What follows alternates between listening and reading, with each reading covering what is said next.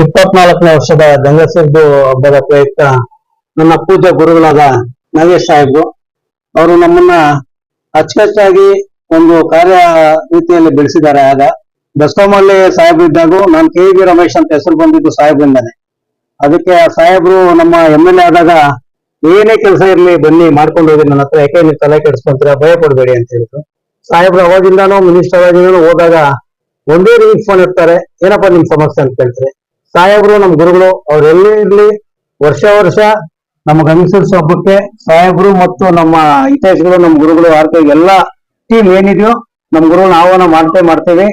ಸಾಹೇಬ್ರು ಬರ್ಲೇಬೇಕು, ಎಷ್ಟೇ ಕೆಲಸ ಇದ್ರು ಸಾಹೇಬ್ರು ಗಂಗಸೂರ್ಸ್ ಬಂದು ಮುಳಬಾಗಿಲು ತಾಲೂಕು ಜನತೆಗೆ ಆಶೀರ್ವಾದ ಮಾಡಿ, ತಾಯಿ ಆಶೀರ್ವಾದ ಪಡ್ಕೊಂಡು, ಮಳೆ ಬೆಳೆ ಆಗ್ಲಿ ಮುಳಬಾಗಿಲು ತಾಲೂಕಲ್ಲಿ ಜನತೆ ರೈತರಿಗೆ ಅಂತ ಆಶೀರ್ವಾದ ಮಾಡ್ತಾರೆ. ತಾಯಿನು ನಮ್ಮ ಸಾಹೇಬ್ರು, ನಮ್ಮ ಸಾಹೇಬ್ರು ಎಲ್ಲೇ ಇರ್ಲಿ ಆರೋಗ್ಯ ಐಶ್ವರ್ಯ ಕೊಟ್ಟು ಕಾಪಾಡಬೇಕು ಅಂತ ನಮ್ಮಂತ ಯುವಕರನ್ನ ಬೆಳೆಸ್ತಾ ಇದ್ದಾರೆ ಸಾಹೇಬ್ರು. ಅದಕ್ಕೆ ನಾವು ಯಾವತ್ತೂ ಚಿರಋಣಿ ಆಗಿರ್ತೀವಿ. ನಾನು ನಮ್ಮ ಕುಟುಂಬ ಆಗ್ಲಿ, ನಮ್ಮ ತಂದೆನೂ ರಿಟೈರ್ಡ್ ಬೆಸ್ಕಾಂ ಎಂಪ್ಲಾಯಿ, ನಮ್ಮ ಸಾಹೇಬ್ರು ಗರಡಿಯಲ್ಲಿ ಬೆಳೆದಿರೋದು ನಾವು.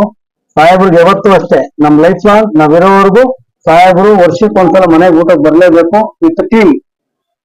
ಗಂಗಂಬ ಆಶೀರ್ವಾದ ತುಂಬಾ ಚೆನ್ನಾಗಿರುತ್ತೆ. ಸಾಹೇಬ್ರಿಗೂ ಆಶೀರ್ವಾದ, ನಮಗೂ ಆಶೀರ್ವಾದ ಕೊಟ್ಟು ಕಾಪಾಡಲಿ ಅಂತ ಬೇಡ್ಕೊಳ್ತಾ ಇದ್ದೀವಿ.